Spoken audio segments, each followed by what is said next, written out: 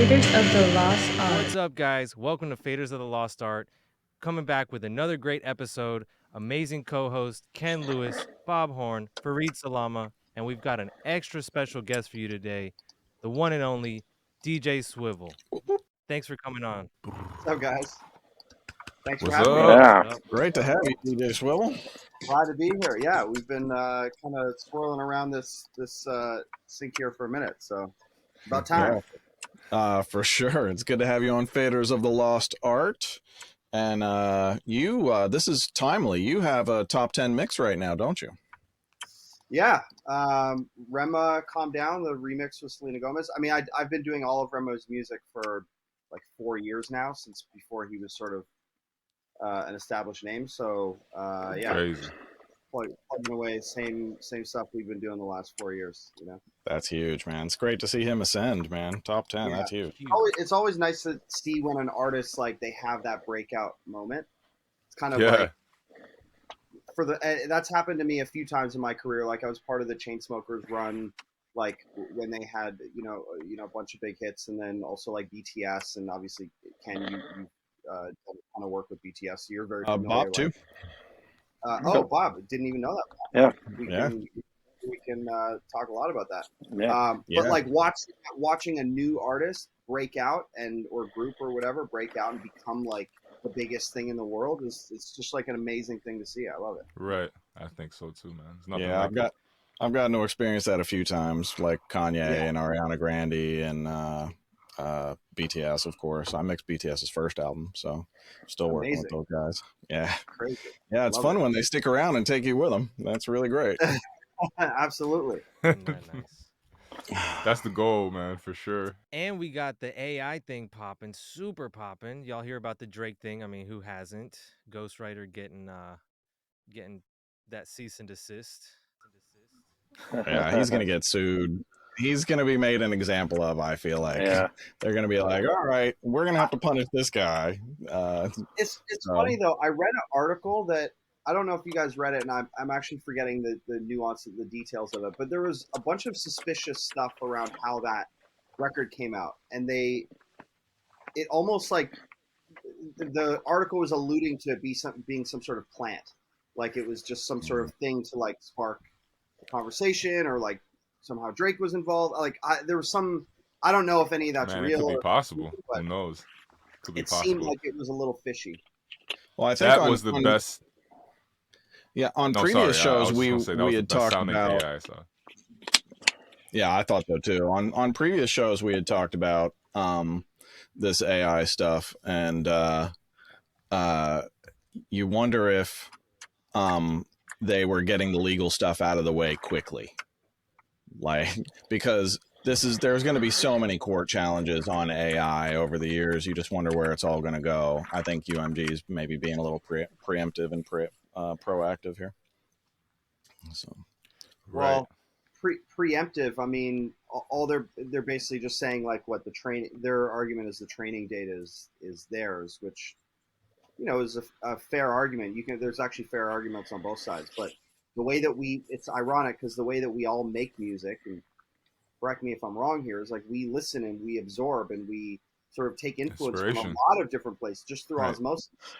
So how is that all that different than an AI doing it, provided it's not copying, it's mimicking. There's another layer though. I posted in our group chat yesterday this lawyer talking about the how Drake he can claim infringement rights on his persona and of course his name and likeness and all that.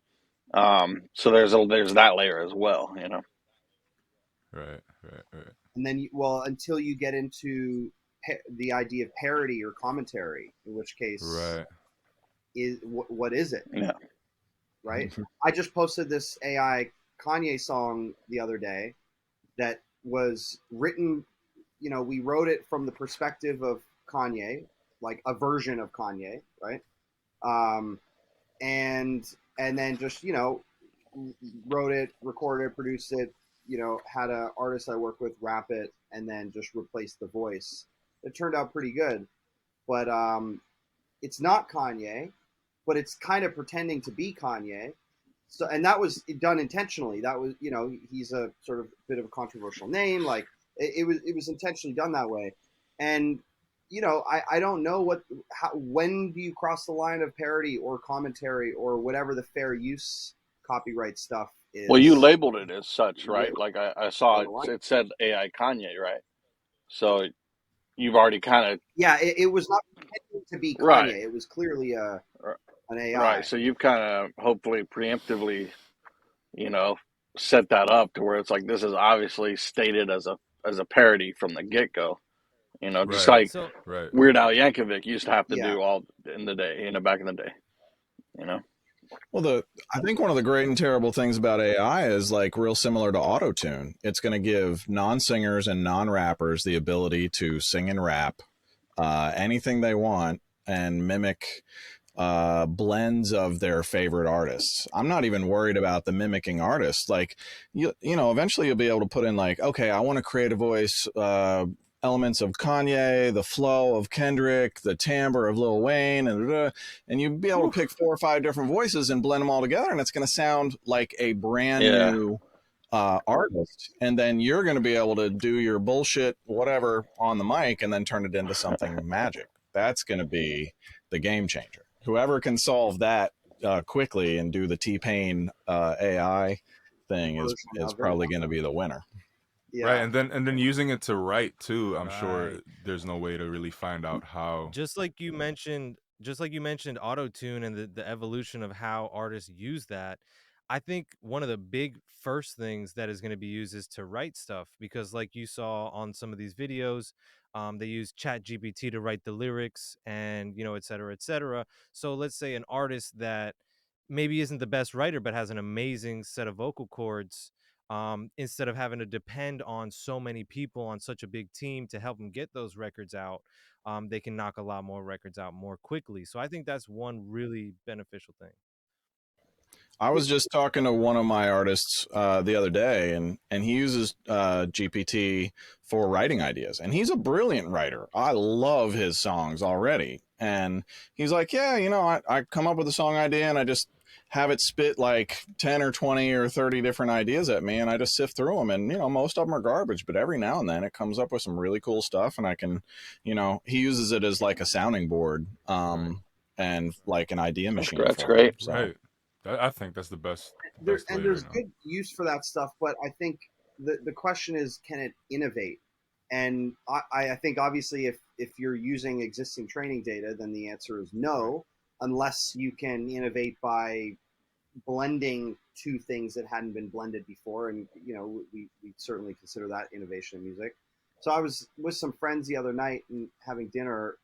One of them is an artist, Jay Sean, who signed to Cash Money. And Jay Sean, shout out Jay Sean. And we were talking about, what does this mean for artists? What does this mean for music in general? And we just cover, if you cover from this angle, like, I think a lot of music has become very repetitive lately anyways, and super algorithmic anyways, just by the nature of, our success metric is Spotify. And so Spotify is algorithmically driven. And so naturally over time, as human beings, we're going to adapt to our, what's in front of us. And because of that, you get a lot of this repetitive music. Hip hop hasn't changed in 6 years. It's been the exact same music for the most part for the last 6 years. Does having AI, which is only going to learn from what's out there and continue to perpetuate it, does that create an environment for like the most unique artists, the most innovative artists, the ones who go furthest against the grain to become dominant again, the way that it used to be? Well, I always think that those type of artists are always the ones that are like gonna last or be like the biggest. The ones that like are completely left field or stand out the most. Like in a sea of everybody else doing the same thing. You know what I'm saying? So I think hopefully that doesn't go away. But in terms of AI, like it's just. I think it's going to be so saturated with, like you said, the same type of music that everybody's going to be begging to hear something new. But those artists by nature will shy away from the norm. You know, they'll create Right. in a different environment. If this creates that homogenized environment, they'll create in a different environment. You know, if they have to. So hopefully it doesn't push them Right, away, right. right? Hopefully it doesn't Well, push. but that's the question: is will the music industry reward those Right, types right. of artists? Because I'd argue Right. that for the last 5 or 10 years, there's been no reward for Yeah. being different. The reward Yeah. has been, you know, do your best Drake copy, and you're gonna Right. have a hit. Right. And you know, and before that, it was like do your best Lil Wayne copy or whatever. Yeah. Like, and I mean, if you can get into other genres where maybe there is more, I just wonder if like other genres will become more dominant because they're just different or left of center, and so there's something innovative there. My question is more so that I don't think we're even going to know as listeners when we're listening to an AI song and when we're listening to a non-AI song. Yeah. And so does that bring up the question of will the listener even care? I mean, everybody thought like when MP3s came out, oh, nobody's going to like MP3s, 128K sounds like shit. Nobody will tolerate this. Everybody tolerated it. It was fine. I kind of feel like AI music is going to be the same thing. Eventually, you're going to be able to just make your own song. Hey, write me a song this morning. I'm feeling down. You know, cheer me up.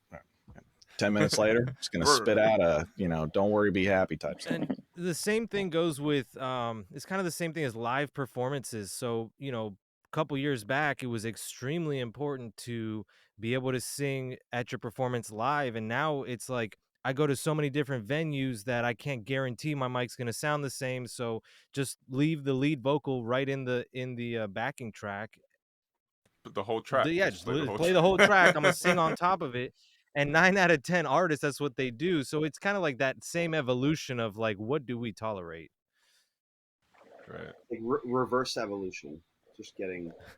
Yeah, literally. We got to reverse engineer this stuff. So man. speaking of which, what do you guys think is going to be the next like top 3 genres, the next pop stuff? What I'm hearing a lot of guitars, a lot of very slowed down ballad stuff, very emotional stuff. What's y'all's opinion on what's next? Feels like instruments are coming back. Feels like ballads are coming back. Yeah, the guitar a little bit. Yeah. Emotional. Guitars are everywhere. They're like OD in hip hop right now. I'm not gonna even lie. I play guitar. I love guitar, but it's like every track, which is dope. But like Swivel was saying, it gets kind of. I feel like people ran out of samples or whatever, and it's like, man, I need a new pack. And it's like, man, my homie plays guitar. He's gonna send me a guitar pack or whatever, And then that's just the new thing right now is just guitar sample packs or whatever, little licks that all you just need is one little loop, and you just loop that the whole song, and that's your record or whatever. You know how that's kind of what's in right now, if somebody's like, yeah, I went to East West and I used the console and had a drum set, and we're like, oh wow, you did that old school. I wonder if 5-10 years from now, old school is going to be like, wow, you picked up a guitar and you actually recorded your voice on the mic instead of modeling it. That's so old school. Or you use pen and paper to write the record and not AI. I don't even know what pen and paper is anymore. Speechify. There's Speechify. You just talk to text. It just writes it for you. It's crazy. It eventually will, for sure. I think genre-wise, like, I mean, I've been noticing, obviously I've been sort of a part of it, but like the Afrobeat stuff, I think it's already taking over, and, Rema's sort of like one of the, I mean, not the first, but certainly one of the first to get to, the top 10 in Billboard, I think. Absolutely. Outside of maybe Drake One Dance, I'm sure, would have been the first, but I don't know if you. But that don't count. We don't put his drill stuff, and we don't put his bounce. Right. It's just Drake. Yeah. He homogenized. So, but I think Afrobeats for sure is gonna take off in a even bigger way than it already has. And there's already been a few records that have cut through. Arya Star's cut through, and Fireboy cut through, and Wizkid and DeVito. These guys have had records, little moments, but I think it's huge. It's huge outside of the U.S., right? Like it's like enormous. Right. Huge. And it's also like, so I grew up in Toronto, so Toronto has a very Caribbean community, and I used to DJ, and my favorite shit to play in clubs in Toronto was dance hall, reggae, soca, just island music, and you know, and in the late '90s, early 2000s, like dance hall had a crazy moment. And Sean Paul was like one of the artists in the world, and you had like it was incredible. I feel like then it switched to more like a Latin flavor when it comes to like that you know, sort of dancey sort of you know, world music. Then it switched to more like reggaeton and things like that, and now it's, I think, going to like Afro beats, and it's like that similar like syncopated rhythm, right? Like for sure, all have their own drum beats, but it has that similar bounce. Yeah, so like a little soca, a little island field, you know. Yep. It's really cool. It's refreshing. I love the fact that Afrobeats like picking up right now. It's refreshing. I think the space in it allows like you to go ham on the mixes. The mixes have been blowing my mind. Like listening to the mixes, it's very lush. Even the melodies as artists, like your space. That's like, I think you touched on a key point there. Having that space means you can write totally differently. You have a lot more room to play with your voice and do interesting things. Yep. And I think that's kind of where Rema succeeds. Is like his voice is like an instrument. He does really strange, weird things with his voice, and it just hits different, you know. But believe it or not, one of the things that I've seen bubbling up a ton is a lot of these young cats that are just like very shock value, you know, tattoos on the face, maybe like rock and roll kind of dress, but still doing hip hop stuff. That I've been seeing a ton of that, especially internationally. There's like I've never seen so many white rappers. Yeah, but like the white version of Lil Uzi, they're all over the world, and they're doing insane numbers right now. Island boys. Exactly. Exactly. You feel me? That was like the tip. Wait, they were white, right? Wait, I mean, yeah. You got Yeet too, right? Yep. Yeet. And I mean, that's just here. Internationally, I mean, I'm talking about this, some of the biggest artists in the world, or you know, whatever their respective countries are. Some of the biggest artists are white rappers right now. Again, they look just like Lil Uzi Vert, but it's cool. So that's cool. Like I said, it's a lot more emotional, and I think kind of bringing the BPMs down with the Afrobeat stuff.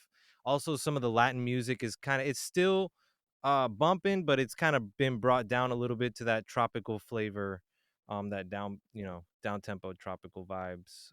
But right now I'd say Afrobeat and that Latin stuff, like Rosalia, you see her kind of doing stuff with like Tokisha and like that kind of like ratchet Latin stuff, you know. That's super popping right now. Picking up. Bad Bunny, man, he turned ratchet Latin into pop basically. There's always a little room for ratchet. Yeah, always. That's great.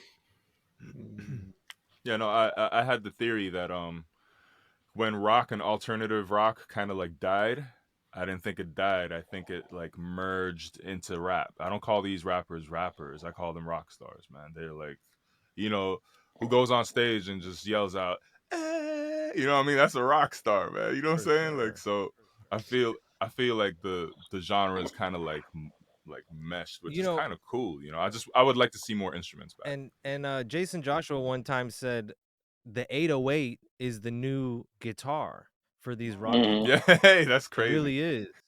It really is.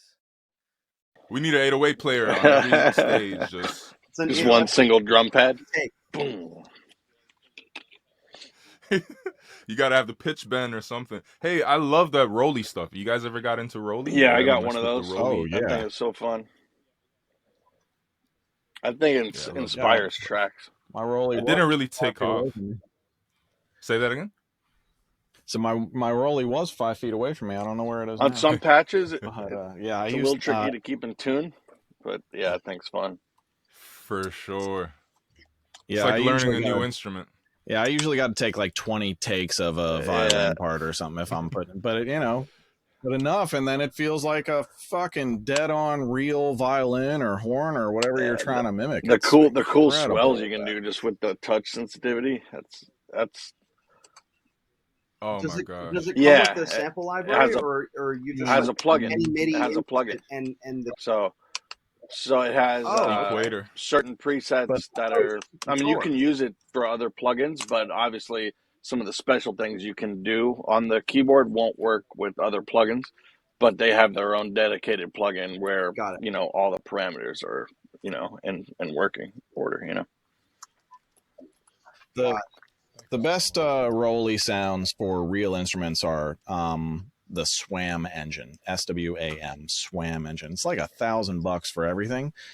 But once you use it as a producer or a creator one time, you're gonna be like, oh, okay, all right, I get it. I didn't know that works with. I did not know that worked with Rolly. I gotta check that out. Yeah, the SWAM engine is my audio modeling SWAM engine. They have like sax sounds and like horn sounds and stuff. When you hear all the solo strings, all 4 solo strings and full string or full horn section each individual, you got to build horn sections one by one, or you can. But if you want to put a sax solo or a violin or a viola solo or something like that, it's killer. Money in the fucking bank. I gotta write this nothing down. else. Swarm. Have you guys? Oh yeah. Swam. SWAM. And it's like abbreviated, right? It's like I think it. Yeah. That. Right. Another cool one is the Arturia. I think it's called the Micro Freak. It's a keyboard that you can't really press the keys, but they have I'm not sure what it's called, but electrodes or whatever, so it's sensitive to your electro whatever touch, the electricity in your fingers. So with that same idea, you also can do swells, like depending on how much of your finger is actually touching the key, how long you have it on the key, and that sort of thing. It's really cool. Wow, dude. You just came back from NAMM, right, Yeah. Nico? Yeah, NAMM was sick. How was that? Bob was there as well. What was the coolest stuff from NAMM this year? Coolest stuff at NAMM. It's tough. It was a tough NAMM because of the timing and all that. They're trying to get back on schedule. My favorite part is always seeing all our friends and stuff, catching up with everyone. Some of the coolest stuff. That's a good one. I'm gonna have to get that back Bob to you Horn on party. that That one. was pretty cool. Did anyone? That was literally the coolest part. Bob Horn's party is always. You know what's funny? NAMM. I didn't see a single AI product. I was hoping to see like 100 AI products, but I saw a lot of Atmos stuff. You know, right? Where I think they're. I was wondering, did anyone get to look at that System T board, man? I'm so curious about that board. Yeah. I think they had the Origin at the show. Wondering I heard it won a tech award. Why would the Origin win a tech award? That was my question, but I just left that. I mean, I love SSL, but I don't get the Origin. The T series, I'm interested to see what that's about, though. And shout out, I'm wondering if it's a big controller or not. Is it just Speaking of which, or is it an actual console? These things. Oh, this is a Rolly. This is the Rolly. Well, this is a Rolly C-board. It's a small Rolly. So, but you can it's get actually bigger than mine. Yeah, see all these, like these are touch controls. And the bottom, this is a the touch bottom control. And top. That's so you can really do cool. Like above and below the keys. Oh yeah, like on the bottom here, you can slide your hand. Like if you have a cello and you go like, and you can use that as your slider for like to slide up and down the instruments. Yeah. It's crazy, and it sounds perfect. It sounds like dead real. The promotional videos are really funny to watch because everyone playing it, they're like seamlessly playing it. It's I'm a terrible player, and it takes me a long time. But once I lock it in, you're done. Or you can go into MIDI and adjust little. Right. I mean, it's all those touch things. It's tracking some sort of MIDI parameter for all of that. Right? Yep, it's MPE. It's like so I know certain plugins have it built in now. Right. Any synth that you see that's MPE, the Rolly but also, so if you hit a single key and you just kind of lean your finger to the right, it'll go up in pitch, and then you can lean it to the left and go down. So you can do this vibrato just by wiggling your finger on the note.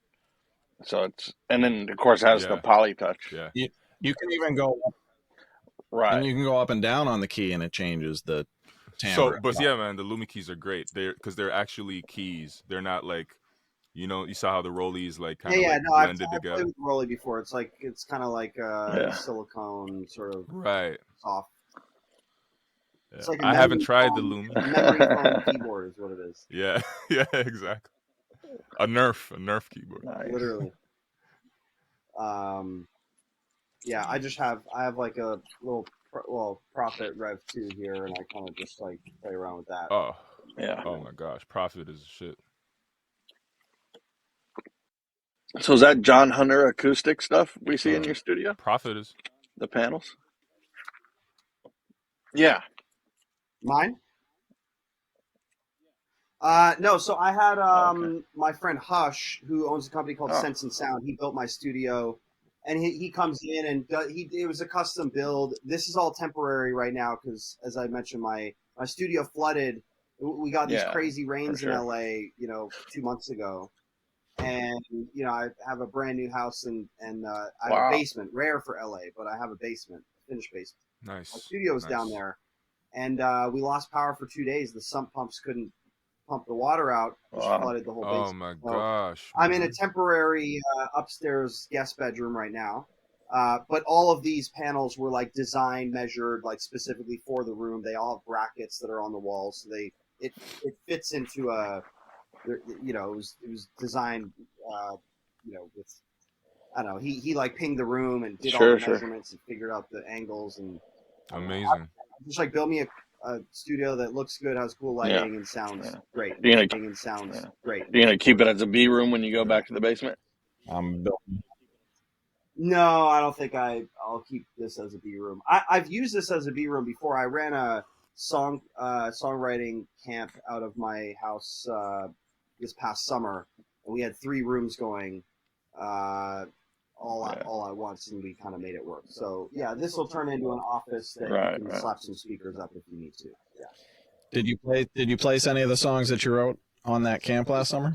We did. We just placed Griffin's next single. It's called Oceans. He just played at Coachella. Got a great response. Great.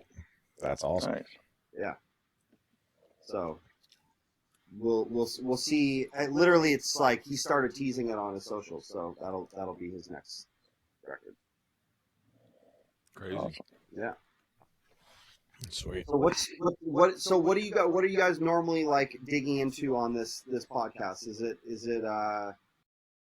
anything, man? Like anything any of us want to talk about,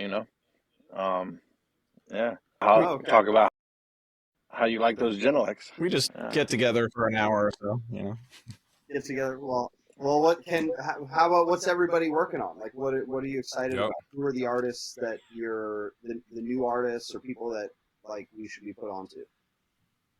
Ooh, the new artists. Layla Blue is pretty much.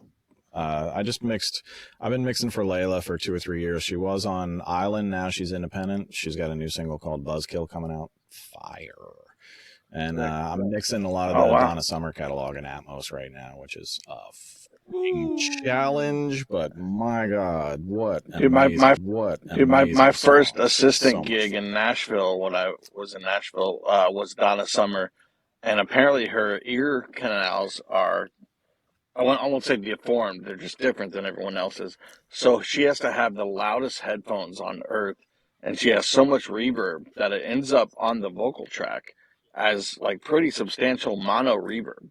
And I remember the engineer having a hard time dealing with that, but that's, you like couldn't tell her anything. You couldn't have her turn it down, like nothing. Like it was just crazy. I got tracks from 1979, and they're clean as a whistle. Man, those guys knew what they were doing back then. Yeah, yeah. What? Toughest thing about this is I got to match the original mix first from the original multi, right? Because no one made and then stem it out then. for Atmos. And let me tell you, the mix engineer dug in. So I'm doing a lot of solving. It feels like sample recreation, but it's a lot of fun. Funny enough, what have you been working on, Bob? Mixed his first song, Zach Adam. I've been working on this week. Yeah, I've been mixing 5 or 6 songs for him this last week. He's a great writer, like very good lyricist for sure.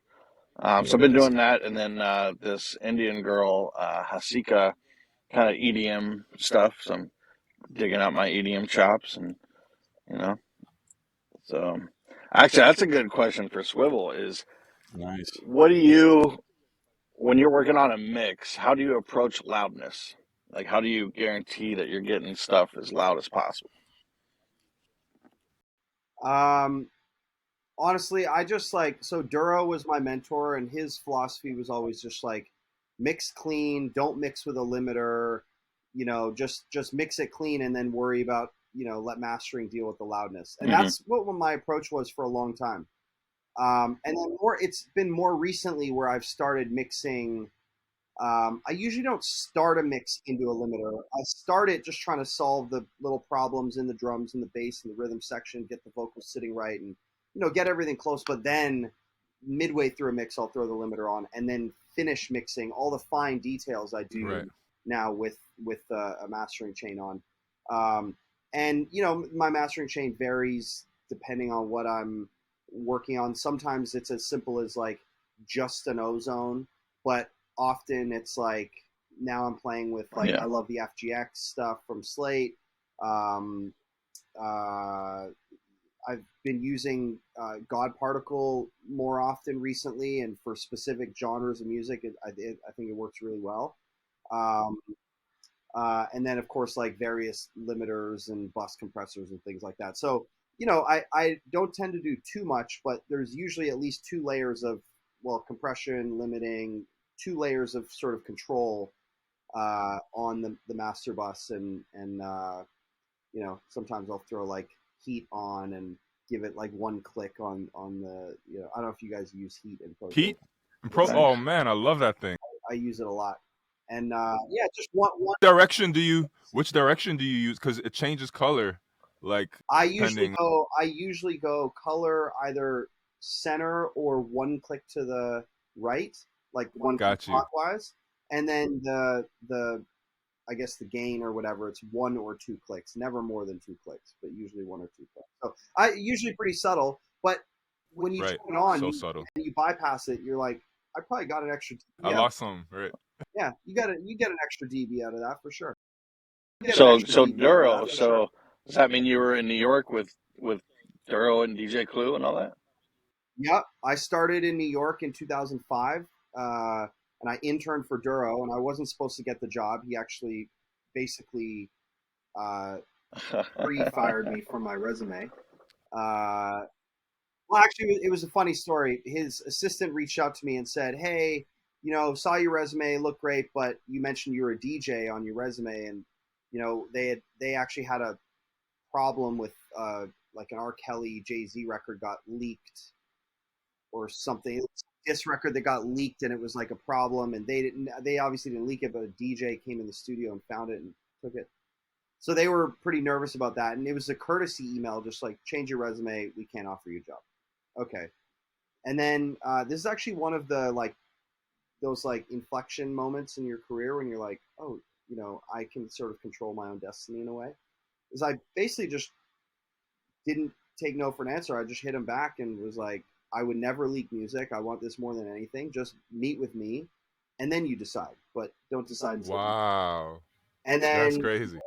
They said they had already filled the position, but they said, but if you want a tour of the studio, we'll give you a tour of the studio.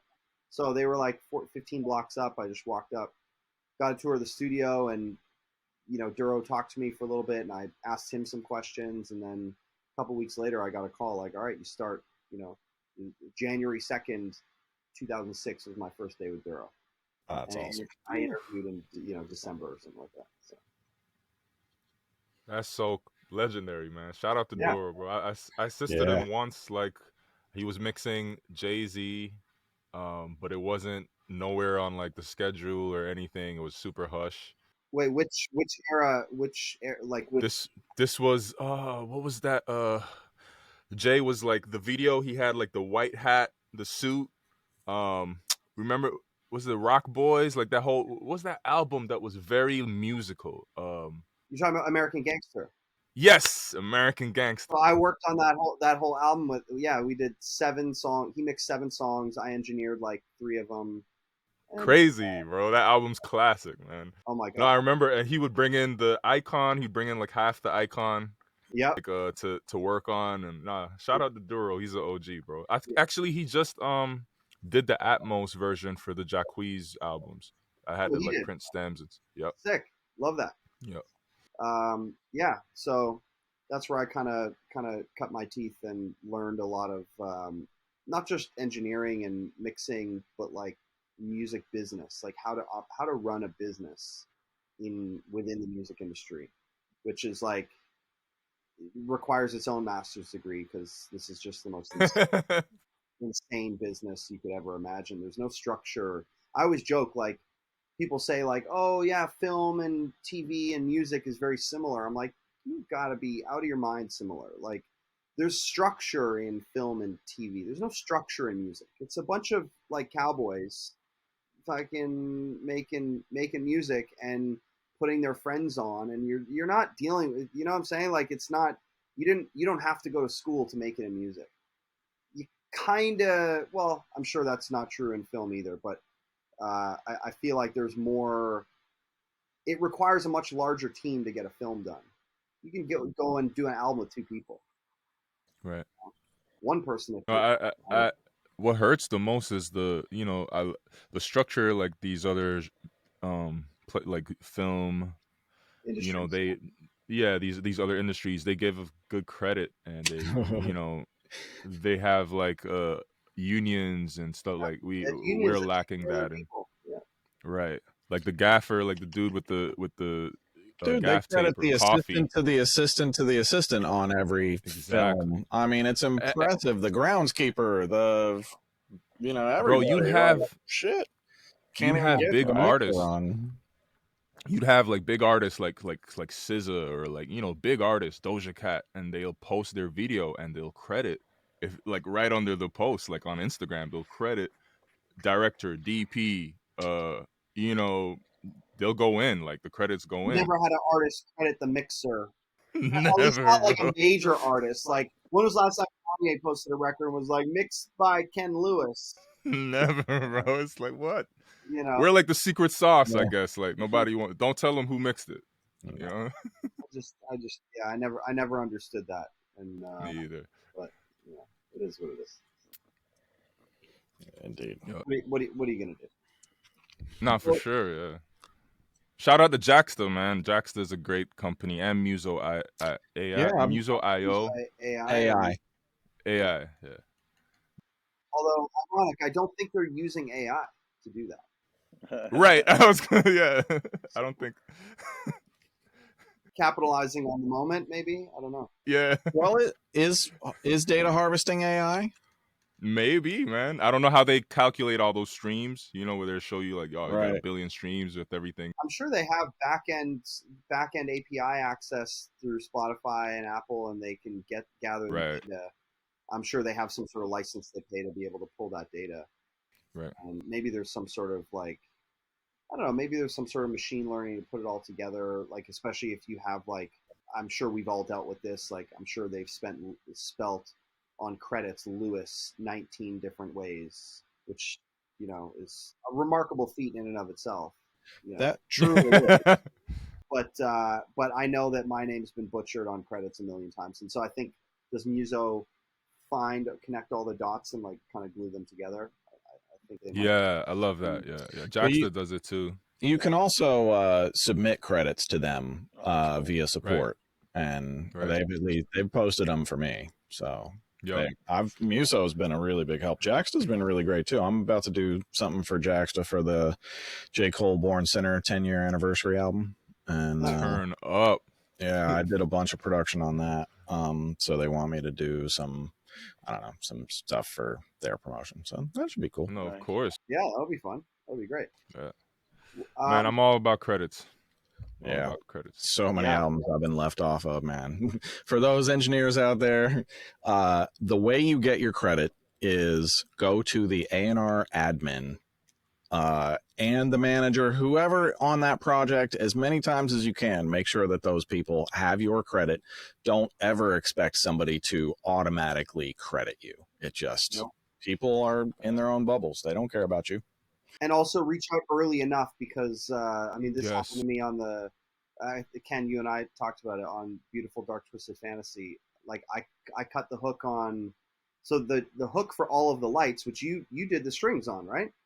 I did the horn section. Or you did the horn? Sorry, not strings. It's like one of my favorite songs ever. I produced the horn section on All of the Lights, and I sang on it. I can't even. Amazing. Well, yeah, there was like 19 singers. So the way that hook came about is actually I was working with Beyoncé, and we were in New York at Right Track Studios, and we had Kanye come and she was putting a live tour DVD out, and on tour she had Kanye come out as a guest for Ego, and she needed him to come in and do some overdubs for the live album, and he came in and in typical Kanye fashion just hijacked her entire studio and was like, yo, yeah, I'm gonna do that, but let me play you my album first. And he played us basically most of Beautiful Dark Twisted Fantasy, my favorite Kanye album. And then he gets to the last song. By the way, we had Right Track. Well, I guess it was at the time Legacy Studios, which was post the Right Track buyout. And we had all 3 rooms booked. We had Dream upstairs, B and I were in another room, and then we had this downstairs room locked out for Kanye to do what he needed to do. And then he's like, wait, before we play this last song, someone go get Dream. So he sent his assistant up to grab Dream and come downstairs, and then played him All the Lights with no hook. He's like, I need a hook. I need a big hook. And then, so I'm cutting Dream, and he's coming up with the hook in the booth, and Kanye was there, Virgil was there, and his assistant was there. I forgot his assistant's name. And all 3 of them just fell asleep, like completely passed out, snoring. And it was basically just like Dream, B, and I, Dream wrote the hook, and B would add her opinion where she, wanted to. And then he woke up and he heard the hook. He's like, great. And then they left. And then I never heard. Was that the All of the Lights in here, baby? Yep. So, and even the beginning when he's like, oh yeah, he's like doing some sort of chant thing, like before the turn up the lights in here, baby. He does some like all right, some sort of weird chanty thing that's just him mumbling on the mic, really. So yeah, so sick, man. That hook didn't exist when I finished all my work on All of the Lights. And it was supposed to be done, and it was ready to be mixed. They were already filming the movie for it, and then it was like we were at Germano's, and that night at Germano's, I'd already done the horns, but me and Alvin Fields did the whoa whoa whoa whoa. That hook, that's me and Alvin. We started that, and then the list of like 20 people who sung on that album or on that song, they all just sung on top of our part. But, yeah. Ken, was that live horns? Yeah, all live horns. Yes, all live horns. Yeah, everything played by Danny Flam from New York Brass. Brilliant. I mean, he brought like 25 or 28 horns to the studio, and we spent one long day putting down just a shit ton of ideas. Way, way, way more than we used. Any keyboard layers or no? No. All live horns. And I sent him away, and I spent the next 2 days figuring out what I wanted it to be, and then I sent it off, and I didn't hear anything from Kanye or the camp for like 3 months, and then they hit me back 3 months later for something else, and we're talking about this other gig, and I'm like, hey, what happened to the horns on? It was originally called Ghetto University when they sent it to me. It's like, what happened to the horns on Ghetto University? And they're like, that's crazy. Oh no, we love that. No, it's good. No changes. I'm like, oh. Thank God. Yeah, if you guys listen to All of the Lights, the verses on All of the Lights with the idea that the song was originally called Ghetto University, it makes complete sense. My Ghetto University. Yep. Yeah. Mm-hmm. Nah, totally. That's crazy, man. So you guys. Yeah, that was one of those. I've worked with Kanye a few times, not as often as you have, Ken, but like his process is really interesting in how he's just like he's like the ultimate curator of putting amazing teams of people together and just knowing who is the right person to add this one layer. Who is the perfect person on planet Earth to add this layer? And he's like remarkably good at just picking all of the little pieces. There's that track with I think what's the last track on that album? or one of them with Charlie Wilson. And Charlie Wilson, I know he's on a bunch of records with him, but he like has a breakout moment in the song. You're not talking about Bound too, right? Huh? You're not talking about Bound too. Beautiful Dark Twisted Fantasy. Unbeautiful Dark Twisted. I think it's the See Me Now? Oh yeah. Oh yeah. It has like a breakdown. Oh man, it's right at the tip of my tongue, man. Lost in the World? Yes, Lost in the World. I don't think Charlie was on Lost in the World. No, that's Bonnie. Is he not? It's Bonnie Iver, I think.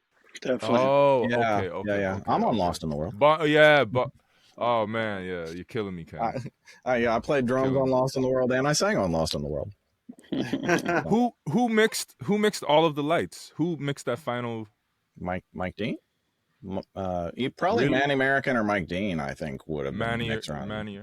Yeah. That song is so dense though. Like whoever mixed Wow. it, hats off to them because I'd have had a nightmare. That had to be 200 tracks when they were fucking done. This song is dense, dude. Like the drums. I remember Duro did a version of Stronger, which like there's this infamous story, like the amount of times that Stronger was mixed. I've touched on a lot. Like, did you touch Stronger, Ken? No. No. But I knew it was happening. Literally, it went to like a dozen or more mixers. Duro, I was assisting Duro at the time. We had 13 to 15 mixes ourselves, and then there was 12 other mixers. I know, like Anthony, I think Manny got the final one. I think. I'm pretty sure it literally went to everybody. I mean, and we were at Sony Studios at the time. While we're mixing, Kanye came. He had Timberland and Swiss both come trying to replace just a kick drum. Like literally just my kick drum is not working. Like, give me what's the perfect kick? And I don't even know what ended up being the you know what I'm saying? It was just like it was madness the way that it's just like, you know, I just don't like the way that that's kind of the joke. I put this AI Kanye record out. It's called, you know, the hook is like my brain don't work the same as yours. And that was like, that's literally how you would describe him. He's just like wired different, you know? Yeah. For better or for worse, you know, like it is, you know. It used to be for better. I mean, it was for better for a long, long time. Now, you know. No, when I saw that documentary, the one, The Genius, and I saw all that crazy footage, man. Yeah. Like, that's insane how they kept that footage. And I saw him Wow. tracking himself on the VS 1680, the Roland, the old school. I was like, yep. Because I had the same machine and I didn't even know it. And I'm like, that takes dedication. Because that thing, you don't even see waveforms. You just see, like, blocks. Like, it's, like, right, really hard to record on, you know? Well, so tell me, who's, like, the for better or worse thing, like, who's, like, okay, so when I think of this, like, if I'm being a rational, reasonable person, you have to accept that people live on a spectrum. And if the same ingredients that make someone so creatively genius are also the same ingredients that make them maybe socially Awkward. inept or awkward or inappropriate, Right. Can you blame them? Do we cancel them? Right. Yeah, Do we... like you can't have it both ways. Like you're getting someone without a filter. Like, accept it. You know, you don't have to agree with it. I'm not saying you praise it, but I gave Kanye a pass for a long time, but eventually it just gets to the point where you're like, okay, I understand that this is mental illness, but this is too much. I can't. Yeah, for sure. I mean, geniuses are inherently weird. Different. For sure. It's wired different. Human brain is something's broken so that other things can rise in ways that nobody else can. So my thing, like, I can't overly judge. Sure, I can have opinions, and it's certainly not. Don't mistake it for support. It's just like I accept that some people are just fucking different. I watched Kanye spend 2 hours after the Taylor Swift incident, he spent 2 hours hijacking in a different Beyonce session. He wanted to express this idea that he didn't like when his fans wore dark lipstick, girls, of course. It spent 2 hours, and I was so confused. Like, why is this a topic of conversation? This is the dumbest thing ever. But this is important. But it was important to him to let his fans know he's from a fashion standpoint, not into dark lipstick. But he didn't want to offend his fans who wore dark lipstick. So he spent 2 hours, had literally Beyonce's opinion on this. Like, how do I say this in a way that's not going to offend my fans, but I need them to know that that's not fashion right now. That's not it. Can we just make the song? Like, but you have to sort of appreciate, like, though that type of weirdness is kind of what makes music those great. nuances. Yeah, that's the shit that AI cannot replace. For sure. Right. I was literally talking to someone about that, like, because he was saying, you know, AI will never be able to replace the uniqueness and the, like, that those qualities.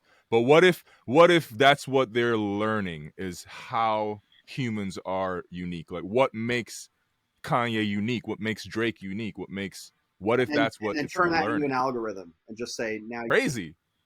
Honestly, you imagine? You know, at this point, I wouldn't put anything past these AI companies and the researchers. I mean, these are really smart people who are, you know, intelligent in ways that, you know, they understand both technology and how to create, you know, bypass sort of steps or whatever, but they also understand the human brain and how it functions. And eventually when we get to AGI, yeah, like, I mean, it's going to be able to interpret human emotion at a far higher scale than we can, and do it quicker and do it to everybody. And what's AGI? AGI, if you don't mind. Advanced General Intelligence. Is that what it is?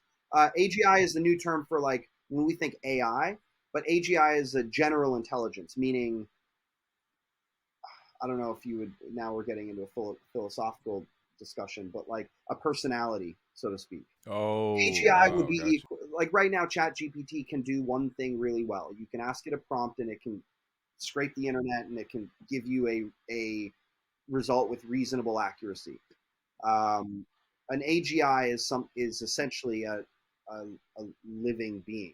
That would be the singularity that everyone talks about. Is like, once we have that, there's a lot of uncertainty to what is next. The end of humanity? or the beginning of a new version of humanity. Well, we've already started that, I feel like. I mean, you know, you got titanium rods replacing bones now. You got pacemakers. We got all sorts of mechanical things inside humans now. So the next thing is going to be that brain chip from Elon, the Neuralink. And Nico, and then what Nico, else? you might be muted, man. And then what else is Nico's after muted. Neuralink? Have you guys seen that Neuralink shit? Elon says it's going to it's going to cure paralysis. It'll cure blindness. I'm guessing nothing's going in my brain. Dude, if I was paralyzed, I would be there in a heartbeat. Open for it. I feel you. Yeah, I can't say that. Yeah. If I was blind, 100%, I would be there in a heartbeat. I feel you, bro. But yeah, it's scary. That stuff looks really interesting. But AGI is like is essentially Skynet, essentially a computer that is sentient, understands that it's a computer program, understands how to rewrite itself, understands how to pull more information in, and it's just going to optimize. I mean, we've all seen like the movies, but this is like one of those things where there's a lot of incredibly smart people, far smarter than I could ever hope to be, who are genuinely concerned about this stuff. So, you know, is this something you think I want to see AI? I want to see AI and Atmos meet. I don't.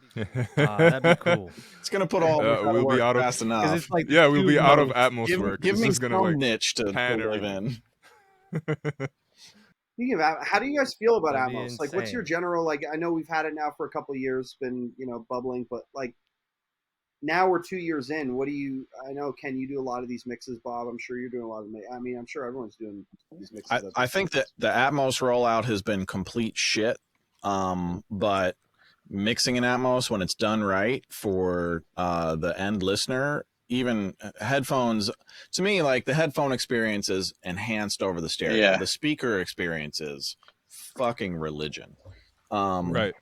And it's definitely not going away. I mean, it's Apple and Dolby Yeah. have committed hard to it with their entire product line. So it's here to stay. But I think there's a lot of people doing it really poorly. And the labels and Apple have kind of incentivized getting product out instead of getting quality product out. Quality. So I think a right. lot of people's first and second experience with Atmos I feel is like like, as oh, this isn't consumer very good.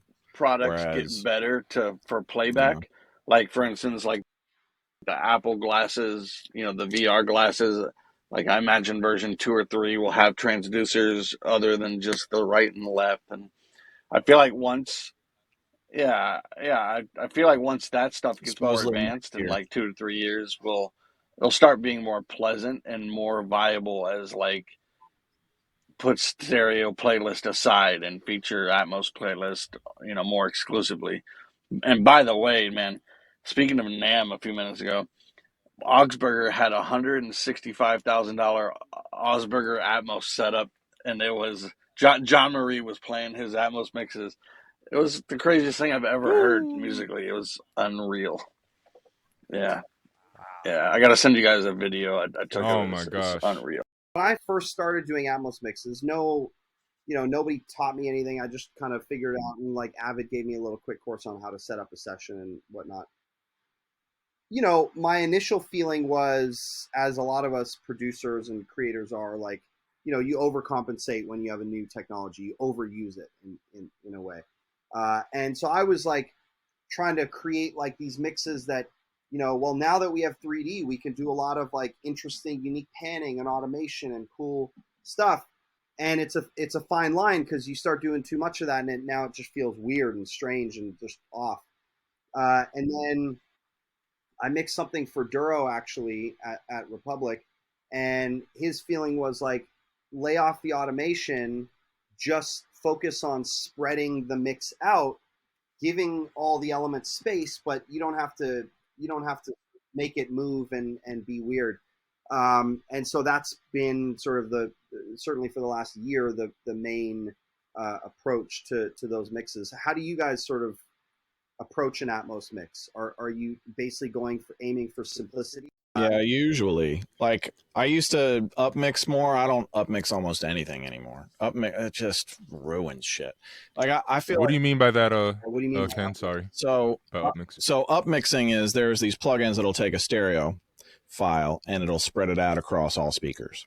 So usually the only thing you might upmix is like a pad or something like that. So, or nowadays that's what I would upmix. I would upmix like a stereo pad to put it in all speakers and kind of just let it envelop the room. But most of the rest of the stuff, like you're saying, Swivel, is, you know, my mixing got simpler and simpler and simpler and less motion and less movement. And then you just pick, you know, if something's going to move in my mix, it's going to be like at a moment, and, you know, you're going to feel it, and then it's going to be something else. But for the most part, I've felt like simplification has I've definitely simplified. And also I think it's important in Atmos land to pull everything off of the outer boundaries of the walls in your mix a little bit. Not everything, but you don't want everything lining the walls of your stereo field. It just gets to be a little bit disconnected from the listener.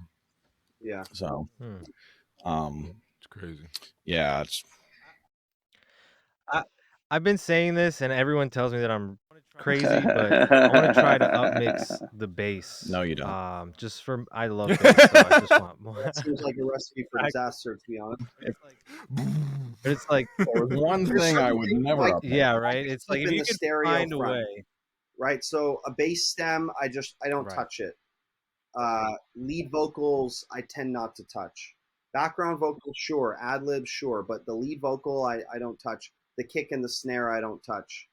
Does the bass even go through the LFE? Not really that much. I don't. Right? I don't even send it to LFE.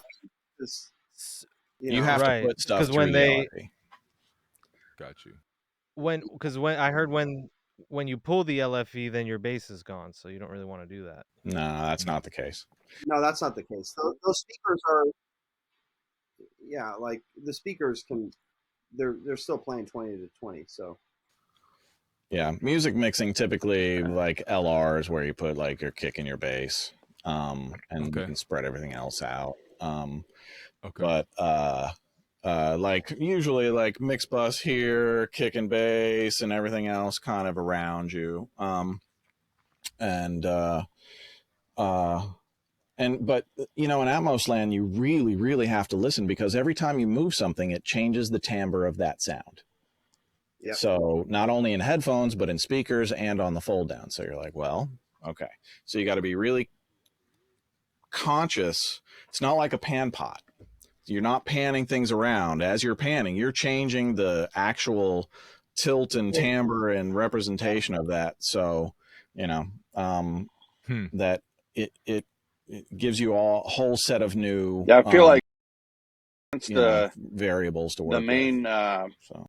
Consumer receiving is done through binaural, and that makes translation a problem. I feel like simpler these days is probably better, and then as we get more consumer products that can play it back a little closer to the discrete speaker rooms, then we might be able to have a few more liberties than we do now. And then you throw on top of that the fact that Apple's spatial audio isn't what you're hearing in the binaural renderer. That just makes it another translation problem, you know. So you don't Apple, at least you don't really know how it's going to sound until it's released. Well, you can check in Apple Music. Why they haven't, you know, because I've been interested in doing some Atmos plugins. I don't understand why there isn't a unified sort of like, okay, spatial audio is this. All right, put an audition button. You can audition binaurally. Well, let me hear the spatial audio version of that binaurally. Right. Why is that not just a button? So they're keeping it. Those are different, right? Spatial audio and the binaural fold. Spatial audio is different than Atmos. Mix down. It's different.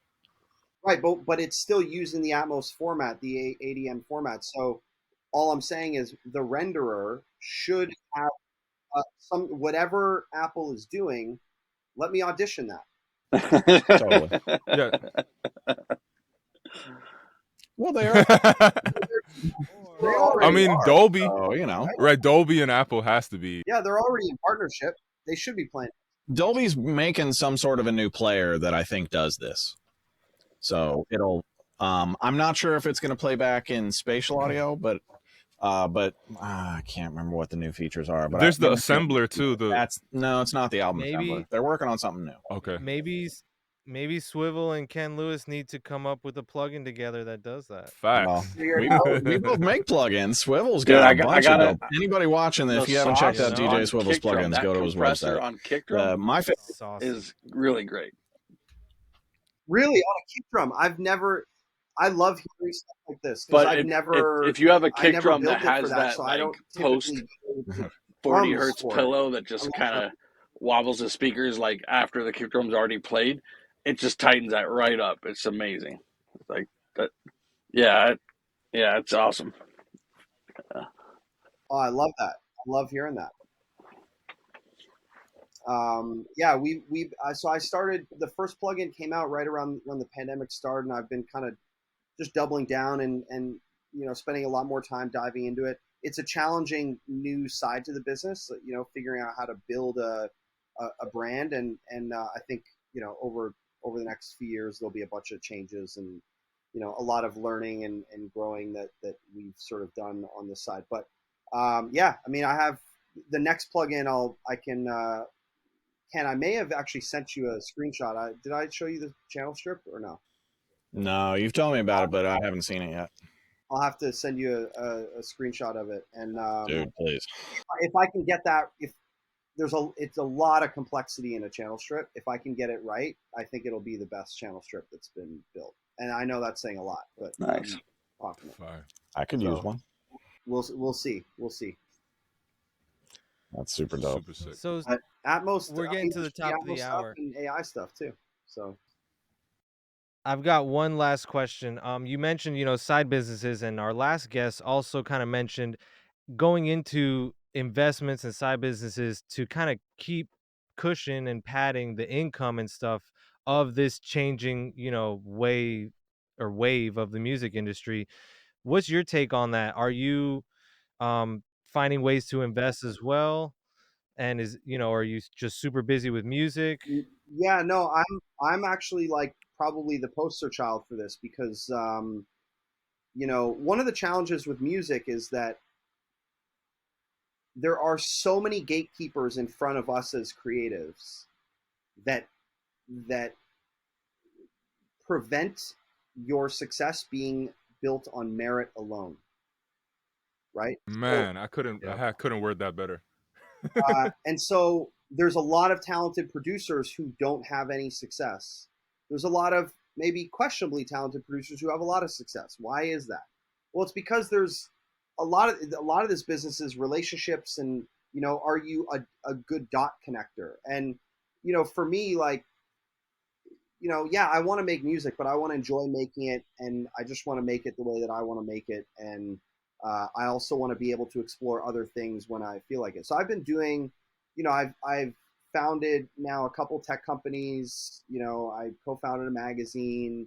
Obviously, there's the plugin business and the stuff we do around that. I have a publishing entity. I have a couple writers signed to me. And then I do a fair bit of venture capital investing, and none of that is really in the music space, but certainly in technology and semiconductors and things like that. Wow. And we actually had an exit last year, which was great. And yeah, so yeah, you have to diversify what you're doing. I mean, if you only have one income stream in 2023, you're kind of doing it wrong, I think. But I really love how you're diversifying, but also within the music industry. I mean, besides the other venture capital stuff you were talking about, but the fact that you're able to like go to do a plugin and then like tech company and stuff like that, like it's all kind of like tied into music. You don't have to like go and do cybersecurity or like something completely. I'm not like I really need to go open a restaurant tomorrow. Like I sort of set an internal rule for myself where if I were to take on a new project, it needs to both benefit from the name that I've built in music. So by attaching my name, it adds some intrinsic value to it. Plugins, for example, I've worked on hit records, so at least some people have faith that I'm going to make good creative decisions when I build a plugin. Right. But also the reverse. By working on this new product or this new idea or this new thing, does that create more value toward my music career, what I do actually as a creator? And I think plugins does that as well, because it's another way for you to get your name out there and have it sort of visibly connected to you. And then just the last thing is just, is it necessary? Is it worth the time I'm gonna spend on this? Is it a valuable use of time? And that one's sometimes a little trickier to answer, but right. It's the hardest one. But if you can say yes to those three things, like it's probably something you should be doing.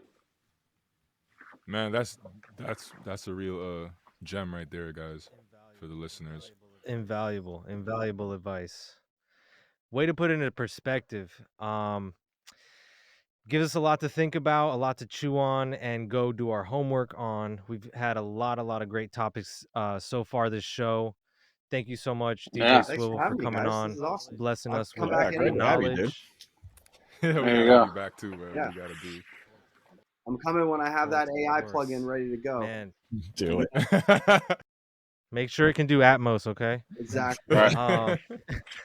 We're just gonna have that like Man, Atmos preset. It's just like Done.